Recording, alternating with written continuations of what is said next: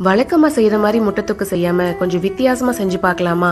இது ரைஸ்க்கு மட்டும் இல்ல, சப்பாத்தி பூரிக்கு டேஸ்ட் ரொம்ப சூப்பரா இருக்கும். மூணு முட்டை போதும். 4ல இருந்து 5 பேர் வரைக்கும் தாராளமா சாப்பிடலாம். டேஸ்ட் ரொம்ப சூப்பரா இருக்கும். அதுக்கு ஒரு பவுல்ல 3 முட்டையை உடைச்சு ஊத்தி அது கூட வெங்காயம், கருவேப்பிலை, கொத்தமல்லி, உப்பு, கடலை மாவு சேர்த்து நல்லா கலந்து விட்டுக்கோங்க. அது நல்லா கலந்து விட்டதும் இந்த மாதிரி பணியாரக்கல்ல நல்லா காஞ்சதும் தேவையான அளவுக்கு எண்ணெய் சேர்த்து முட்டையை அது கூட சேர்த்து 2 சைடும் வேகிற மாதிரி திருப்பி போட்டு நல்லா வேக விடுங்க. நல்லா வெந்ததும் அதை ஒரு பிளேட்ல தனியா எடுத்து வச்சுக்கோங்க.